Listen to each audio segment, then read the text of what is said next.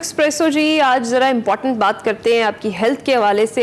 गुर्दे इंसानी जिस्म का एक अहम और ख़ास हिस्सा है जी, बड़ा इम्पॉर्टेंट ऑर्गन है। इसीलिए अच्छी सेहत के लिए गुर्दों का सेहतमंद होना भी बहुत ज़्यादा ज़रूरी होता है। अक्सर लोग जो किडनीज़ की डिज़ीज़ है उसको नज़रअंदाज कर देते हैं, लेकिन ये एक ऐसी बीमारी है जो जानलेवा भी साबित हो सकती है। जी हाँ, दुनिया में हर साल 25 लाख से ज़ायद अफराद गुर्दों के मुख्तलिफ अमराज में मुब्तला होकर अपनी जान गंवा बैठते हैं। पाकिस्तान में भी दिन ब दिन जो किडनी पेशेंट्स हैं उनकी तादाद में इजाफा होता जा रहा है और एक मोहतात अंदाजे के मुताबिक 1.25 करोड़ से ज़ायद अफराद इस वक्त गुर्दों के अमराज का शिकार हैं। और डायलिसिस का तरीका एक तो तकलीफ दे अमल है बहुत ज़्यादा, और दूसरी तरफ इस पर आने वाला जो खर्चा है, जो अखराजात हैं, वो भी बहुत ज़्यादा है। ऐसे में पेरिटोनियल डायलिसिस एक ऐसा तरीका इलाज सामने आया है, ऑल्दो ये दुनिया में कब से राइज है, लेकिन पाकिस्तान में अब इंट्रोड्यूस हो रहा है, जिसमें मरीज घर पर बैठे खुद अपने गुर्दों की सफाई कर सकता है, डायलिसिस कर सकता है। मगर ये तरीकाकार महफूज और काबिल भरोसा है? इस हवाले से आज हमने बात करनी है। इस हवाले से बात करने के लिए गुर्दे के अमराज के माहिर डॉक्टर अहद कयूम हमारे साथ मौजूद हैं। डॉक्टर साहब, कैसे हैं आप? Thank you so much. अस्सलाम वालेकुम। Very thank you. अच्छा डॉक्टर साहब, सबसे पहले ये बताइएगा, थोड़ी सी रोशनी डालिएगा इस प्रोसेस की, इसकी ज़रूरत क्यों पेश आई? क्योंकि एक सिस्टम पहले से मौजूद था, अब ये देखा जा रहा है कि दूसरा सिस्टम है जो आप अपने घर में खुद से कर सकते हैं। क्या ज़रूरत पड़ी इस सिस्टम को डेवलप करने की? अच्छा, एक्सीलेंट क्वेश्चन जी। सो फर्स्टली तो ये है कि वैसे अगर पूरे दुनिया में देखा जाए तो अब एक्चुअली पेरिटोनियल डायलिसिस फर्स्ट की पॉलिसी की तरफ मूव कर रहे हैं कि अगर कोई भी पेशेंट डायलिसिस के ऊपर जाए तो पहले उसको पेरिटोनियल डायलिसिस पे ही डाला जाए, उसके बाद उसकी हीमो की कंसिडरेशन दी जाए। राइट। उसकी वजह ये कि इसके काफी सारे फवायद हैं ओवर हीमोडायलिसिस। एक ऑब्वियसली ये कि जब आप एक किसी भी हीमोडायलिसिस के पेशेंट से, ये वो वाला डायलिसिस है जो कि लोग हॉस्पिटल में आके कराते हैं, अगर आप उनसे मिलेंगे तो मोस्टली आपको वो कहेंगे कि एक से 2 साल के बाद हीमोडायलिसिस के बाद हमारा यूरिन की एबिलिटी खत्म हो जाती है, तो पेशाब आना बंद हो जाता है। ये प्रॉब्लम पेरिटोनियल डायलिसिस के साथ नहीं है, क्योंकि वो हीमोडायलिसिस से खुद किडनी इंजरी हो रही होती है। So this is a better form of dialysis. ये देखा गया है कि जिन लोगों को ट्रांसप्लांटेशन के लिए मूव करते हैं, पेरिटोनियल डायलिसिस के रिजल्ट्स बेहतर हैं। As far as Pakistan specifically अगर आप बात करें तो देखिए, आपने आए दिन सुनेंगे कि जी हम हीमोडायलिसिस पे चले गए तो हमें हेपेटाइटिस बी हो गया, सी हो गया, खुदा ना खास्ता, क्योंकि ये घर पे होता है और इसमें कोई खून का लेना देना है ही नहीं, निकलना है ही नहीं खून ने।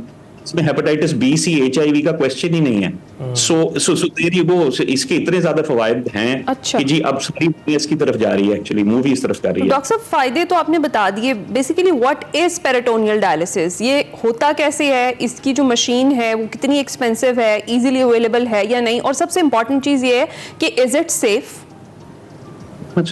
So I'll be very honest, it's very very safe. उसका तो सेफ्टी को पहले ले लेते हैं कि हीमोडायलिसिस में तो आपको काफी सारे ऐसे पेशेंट्स मिल जाएंगे जो छोटी उम्र के हैं, तो वो कहेंगे जी एलिजिबल ही नहीं। लेट्स से 1 महीने का बच्चा है तो आप कहेंगे जी इसका आप हीमोडायलिसिस करेंगे कैसे? इन सारों का, और ये कोई नई चीज नहीं है, इट्स बिन मतलब पाकिस्तान में भी 1970 से हो रहा है। शेख ज़ायद हॉस्पिटल लाहौर, JPMC कराची में सब कुछ अभी भी हो रहा है। अच्छा। तो और पहले भी होता था, तो बच्चों के इधर भी हो रहा होता है। कोई बूढ़ा है, 100 साल का है, 90 साल का, जिसको हार्ट डिजीज है, तो हीमोडायलिसिस तो उसका हार्ट का बेड़ा गर्क कर देते हैं, तो वो पेरिटोनियल डायलिसिस के ऊपर पहले यूज तो कर रहे हैं। So it's very very safe. It is just आपको पता होना चाहिए करना किससे है, और अगर आपको प्रॉब्लम आए तो किससे कांटेक्ट करना है। तो now coming to coming to your earlier point के जी पेरिटोनियल डायलिसिस चीज क्या है? सो पेरिटोनियल डायलिसिस ये है कि जी अल्लाह ने आपके पेट के अंदर एक झिल्ली बनाई है जिसका नाम है पेरिटोनियम। वो मतलब ब्लड सप्लाई उसकी इतनी ज्यादा है कि उसके इर्द गिर्द हमने सिर्फ और सिर्फ साफ पानी डालना है और कुछ देर बाद उसको निकाल लेना है, तो वो automatically by process of diffusion, जो कि एक आम बेसिक केमिस्ट्री का कॉन्सेप्ट है, सफाई हो जाती है सारे खून की। सो बेसिकली तो सिर्फ ये कि आपकी झिल्ली के अगेंस्ट साफ पानी प्रोवाइड करना है एंड ऑटोमेटिकली ठीक हो जाता है। बिल्कुल। तो आपका जी सॉरी डॉक्टर साहब, ये बताइएगा, अभी आपने जिक्र किया कि पहले पेरिटोनियम डायलिसिस पे जाएं और फिर उसके बाद हीमो डायलिसिस की तरफ जो है वो रुख किया जा सकता है। क्यों ऐसा क्यों है? ऐसा क्या बाकी रह जाता है पेरिटोनियल डायलिसिस में जिसकी वजह से अगर उससे कुछ अफाका ना हो तो हीमो को इस्तेमाल किया जाए? ये दोनों एक जैसे सिस्टम्स नहीं? अच्छा, सो सर उसमें ये है कि दोनों एक जैसे सिस्टम्स तो नहीं है। पेरिटोनियल डायलिसिस की जो डाउन साइड है ना सर, कि उसकी एक एवरेज लाइफ 7 years है। जो वो झिल्ली की मैंने बात की है, जो पेट में है, तो आहिस्ता आहिस्ता वो बर्न आउट होना शुरू हो जाती है। So period of time 7 years के बाद हम हीमो पे ले जाते हैं पेशेंट को। इधर भी ऐसा ही होता है। It's not like haemodialysis versus peritoneal dialysis है। इट्स जस्ट अ जर्नी जो एक पेशेंट लेता है, तो हम उसे पेरिटोनियल पे पहले डालना चाहिए और फिर उसको हीमो पे शिफ्ट करना चाहिए। अब थाईलैंड जैसा मुल्क, ताइवान, इवन चाइना भी अब सारा यही कर रहे हैं कि जो भी जाएगा वो जाएगा पहले पेरिटोनियम पे, अनलेस कि कोई ऐसी कॉन्ट्राइंडिकेशन एग्जिस्ट करती है इसमें।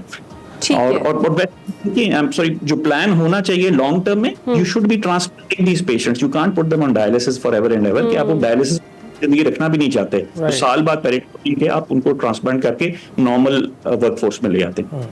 ठीक है। अच्छा, आई एम श्योर डॉक्टर साहब कि मेरी तरह नाजरीन के लिए भी एक नई चीज़ थी ये। बहुत सारे लोग इससे अनअवेयर थे कि पेरिटोनियल डायलिसिस भी कुछ होता है, और आपने बताया कि पाकिस्तान में भी 1970 से हो रहा है। तो इसकी क्या वजह है कि इतनी ज़्यादा अवेयरनेस नहीं है, और मोस्टली पेशेंट्स को हम देखते हैं तो वो हीमोडायलिसिस पर ही होते हैं, पेरिटोनियल डायलिसिस पर मोस्ट ऑफ द पेशेंट्स जो हैं वो नहीं होते। तो इसकी इतनी ज़्यादा अवेयरनेस क्यों नहीं है अभी तक, अगर ये उससे ज़्यादा सेफ है और बेहतर है?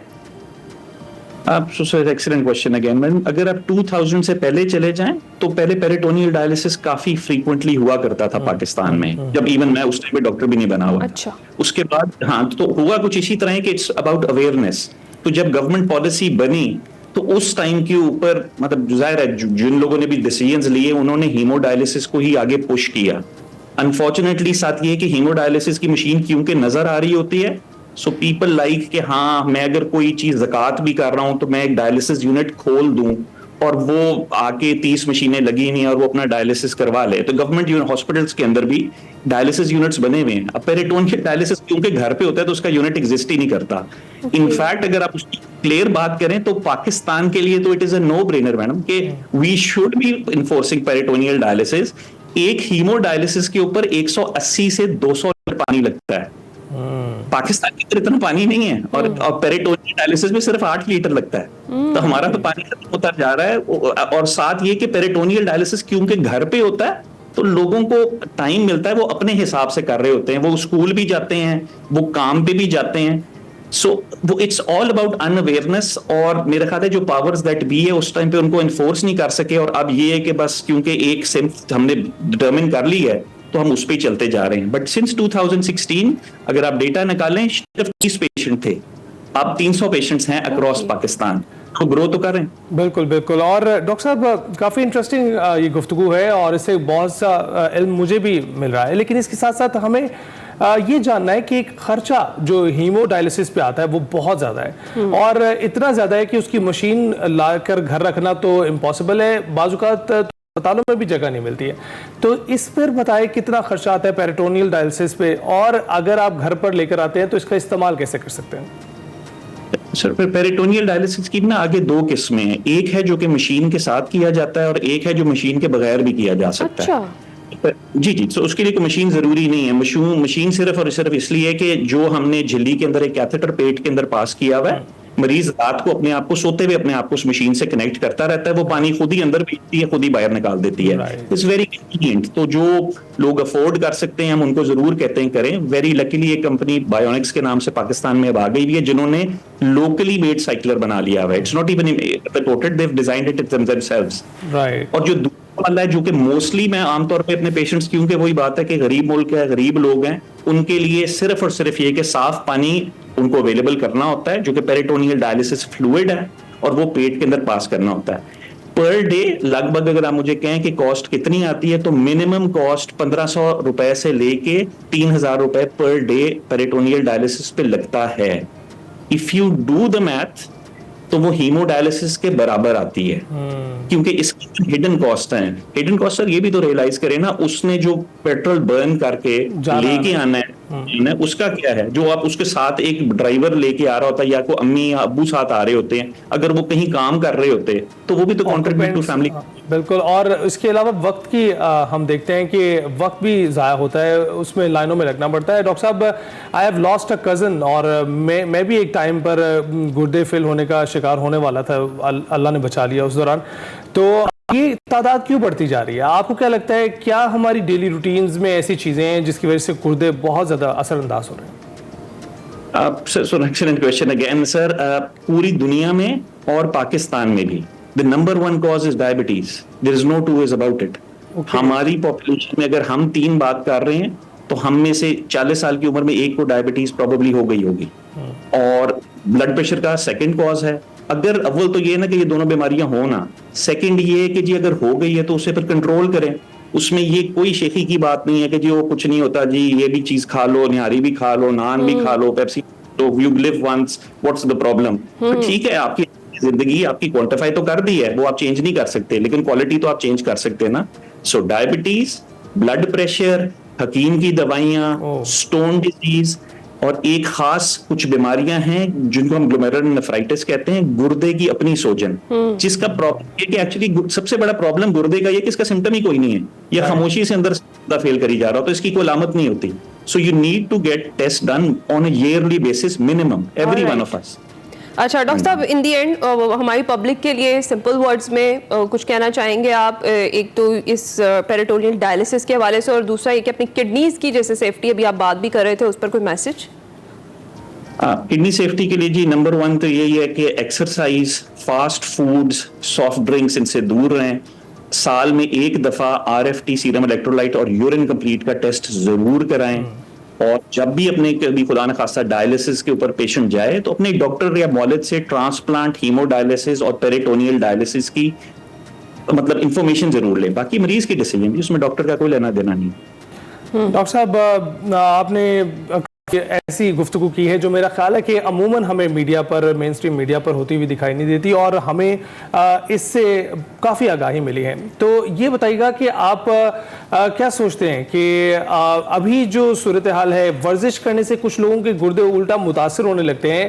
एक तो हाइड्रेशन का कॉन्सेप्ट था पहले कि पानी पिए, और फिर दूसरा कॉन्सेप्ट अभी हमारे सामने आ गया कि ओवर हाइड्रेशन आपने नहीं करनी है, ओवर हाइड्रेशन से गुर्दे मजीद मुतासर होते हैं।